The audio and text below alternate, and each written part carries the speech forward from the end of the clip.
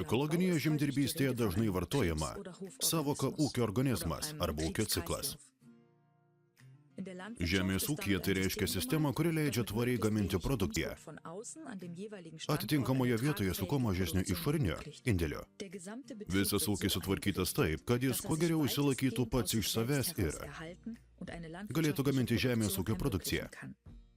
Be to, tokiu būdu ūkiai gali išlaikyti tam tikrą nepriklausomybę nuo pasaulinės prekybos, energijos šaltiniais, trąšomis, pašarais ir maisto produktų srauto. Ypač ekonomikos krizio ir etikos požiūrio. Abejotinų tiekimo grandinių laikais jos yra reali alternatyva esamoms sistemoms.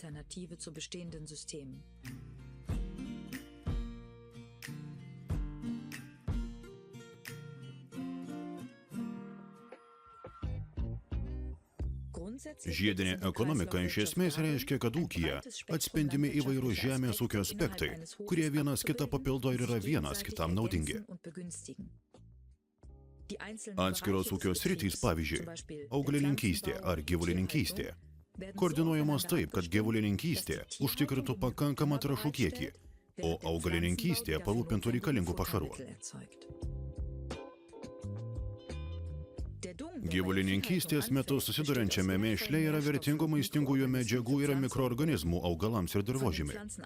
Augalams įsisavinant maistą susidaro gyvas maistas, kuris savo ruožtu leidžia mums sveikai maitintis. Svarbiausi gyvulininkystei skirti pašarai, nuo grūdų iki pašarinių runkelių, taip pat gaminami tiesiogiai ūkiuose. Čia ūkyje žiedinė ekonomika įgyvendiname taip. Gyvulių trąšas naudojame laukuose. O už tai žiemą gyvuliai išeriami tvartuose. Vasarą laukuose užaugintais pašarais, kuriuos galėjome paruošti žiemai. Augindami daržoves daugelį ir beveik visus augalus auginame patys. Tai reiškia, kad mes neperkame jaunų augalų, o įsigijame sėklų. Naudojame ne hibridinės veislės ir jas siejame į savo pačių pasigamintą komposto dirvą. Komposto, kurį gaminame savo jauniems augalams auginti, sudaro dvi sudedamosios dalys. Pirma, gyvulių mėšlas, galvijų arba arklių, kuris kompostuojamas 1 ar 2 metus, o paskui jis sumaišomas su žeme, susidariusi iš derliaus ir augalų likučių. Taip pat mėginame dirbti su žaliaja trąša, kuri įterpiama į dirvą ir suteikia jai papildomų maistinių medžiagų. Tačiau svarbiausia tiesiog maitinti dirvožemio gyvybę.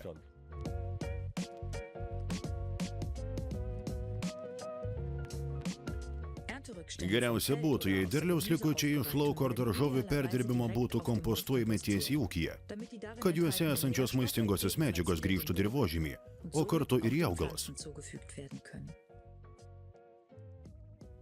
Dėl daugybės gyvųjų bakterijų ir mikroorganizmų dabar gerai paruoštas kompostas virsta kompostiniu dirvožemiu, kuris vėliau vėl paskleistas laukuose, praturtina dirvožemį humusu. Humuso turtingas dirvožemis yra svarbi CO2 saugykla. 0,1% humuso sukaupimas atitinka 3–6 tonų CO2 surišimą vienam hektarui. Tai reiškia, kad humuso turtingas dirvožemis taip pat vertingai prisideda prie klimato apsaugos. Žmonės daro įtaką dirvožemiui, augalams ir gyvūnams ir gali formuoti pagal savo gebėjimus ir galimybes.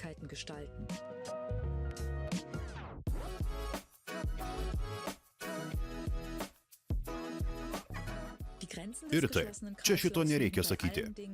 Uždaro ciklo ribos tai viskas, ko ūkis negali pagaminti pats. Tai visos techninės pramoniniu būdu pagamintos prekės, pavyzdžiui, žemės ūkio mašinos, pakavimo medžiagos ir dėžės. Tuomet įmonė priklauso nuo papildomų pirkimų. Kiekvienas ūkis susiduria su savais iššūkiais formuojant savo ūkio organizmą. Dirvožemio kokybė, klimato sąlygos, ūkio dydis, produktų pardavimo galimybės ir vietos gyventojų gebėjimai. Visi šie veiksniai yra svarbus.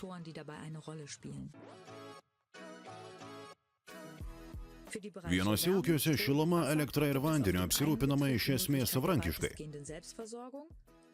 Kitose vietovėse, pavyzdžiui, nėra nuosavų šaltinių arba galimybių patenkinti savo elektros energijos poreikį naudojant atsinaujinančius energijos šaltinius.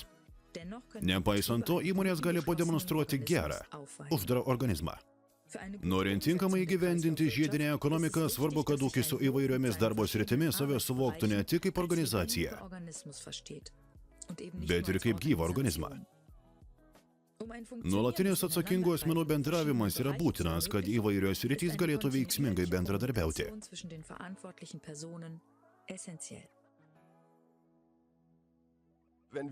Kai dirbame biodinaminiuose ūkiuose, tai viena vertus reiškia, kad gerai ir glaudžiai bendraujame su ūkyje dirbančiais žmonėmis. Pavyzdžiui, rengėme pakankamai pasitarimų. Kita vertus, turime taip pat glaudžiai bendradarbiauti su gamta. Geriausiu atveju galime mokytis iš gamtos ir suprasti pagrindinius gamtos principus. O tada, naudodamiesi šiomis žiniomis ir supratimu, kurti praktiką, kuri leistų mums gaminti sveiką ar mums naudingą maistą, neišnaudojant gamtos.